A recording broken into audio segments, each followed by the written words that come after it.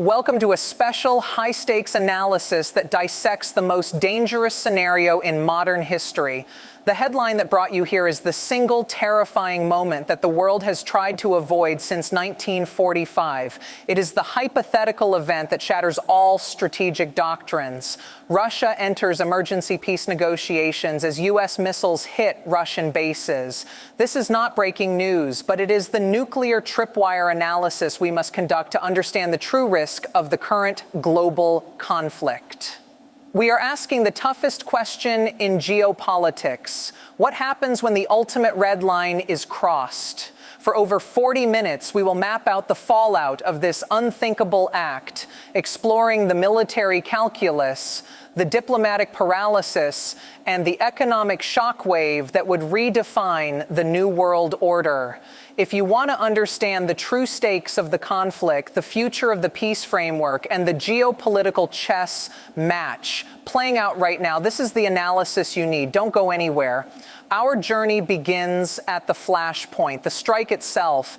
Imagine for a moment an air base deep inside Russian territory, a command and control hub, or a critical ammunition depot, suddenly obliterated.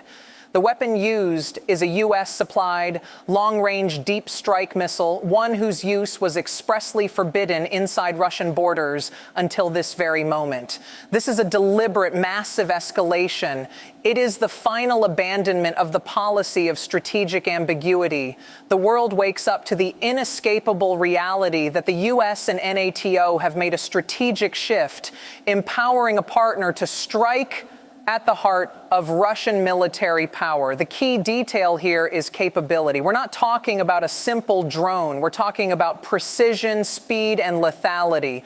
A missile that is impossible to ignore. This successful strike instantly validates the shift in the conflict's dynamics. The balance of power, the psychological element of deterrence, has been critically damaged. Moscow's central strategic assumption that the West would always fear direct engagement too much to allow deep strikes is instantly nullified.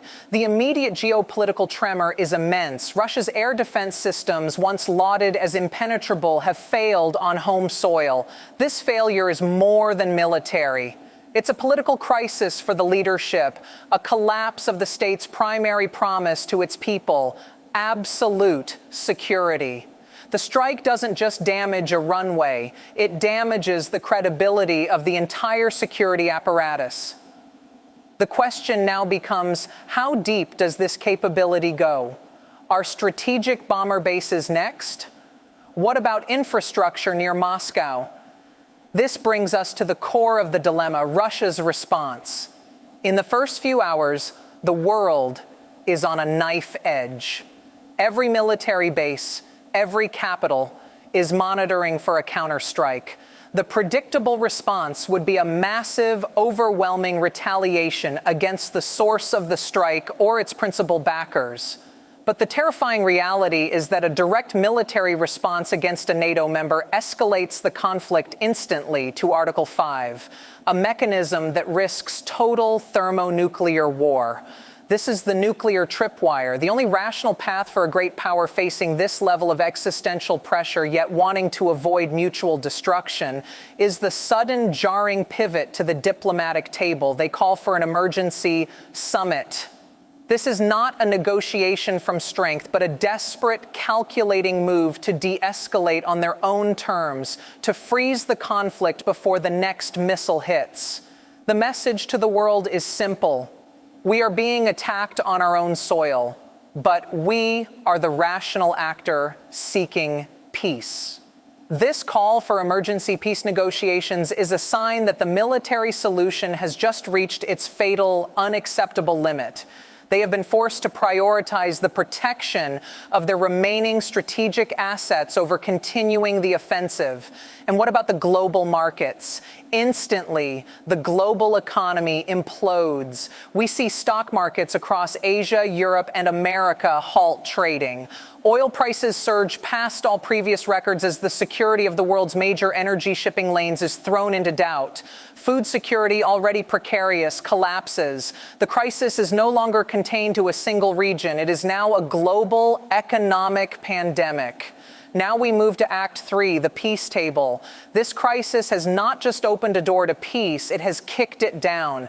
The U.S. and its allies now hold unprecedented temporary leverage. They dictate the terms of a new peace framework. Look at the current real-world dynamic. The debate over a new U.S.-led peace plan has been dominating headlines.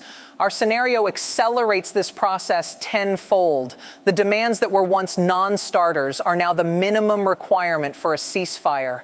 What does this new framework look like? First, territorial status, an immediate ceasefire along the current contact lines, but with a verifiable, internationally supervised withdrawal from key regions in the following weeks. The question of Crimea and the annexed eastern territories will be frozen, put into a decades-long limbo managed by an international body to allow the immediate bloodshed to stop. This is a bitter pill for Russia, essentially acknowledging the military means failed to secure its long-term gains. Second, security guarantees and NATO unity. The West will demand ironclad security guarantees for its partner nations. The new framework will likely include a massive expansion of the permanent NATO presence on its eastern flank and a clear funded path for the rapid rearmament of the nations that were targeted.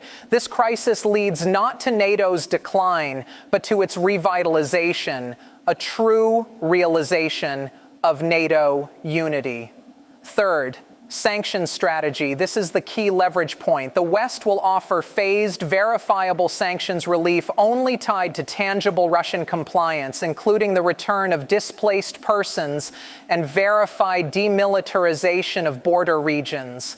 The global financial architecture remains a weapon ready to be deployed instantly if the peace framework is violated. But we must also analyze the reaction of the other great powers. China and India are thrown into a profound strategic dilemma.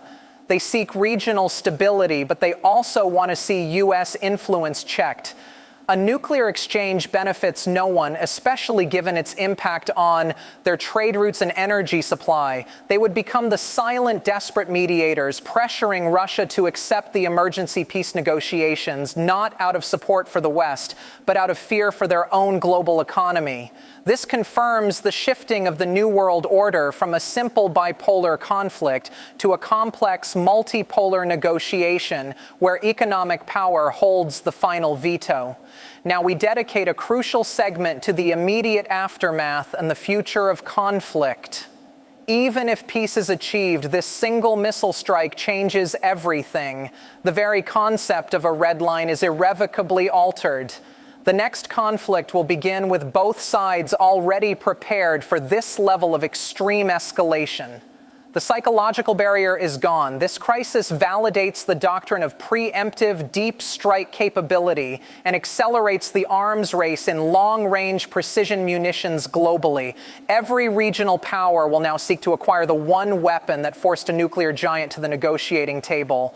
Furthermore, we must consider the risk of internal instability within Russia. A sudden retreat or a forced peace deal is a failure. The leadership would face immense internal pressure from hardliners and a military establishment humiliated by the effectiveness of the attack. The stability of the state itself becomes a new focus of the international community. This scenario, this terrible what if, is the only way to truly measure the risk of the daily, creeping escalation we see in the real world. The incremental delivery of weapons, the rising rhetoric, the persistent drone strikes on both sides. Our analysis shows that the ultimate destination of this current trajectory is not a total military victory, but a sudden violent break that forces an emergency, bitter peace, a new status quo defined by a strategic deterrence far more dangerous than the original Cold War. We've explored the military strike, the diplomatic crisis, the new peace framework, and the seismic shift in the geopolitical chess match. But the final conclusion rests with you. We've analyzed the outcome if this red line is crossed. What prevents it from happening tomorrow? Is it a genuine fear of the nuclear tripwire, or is it simply a pragmatic calculation by the world's leaders that the benefits of the strike do not yet outweigh the existential cost? This conversation is vital. Your perspective shapes the global discourse. What specific clause do you believe would be the biggest sticking point in the emergency peace negotiations? Tell me in the comments below.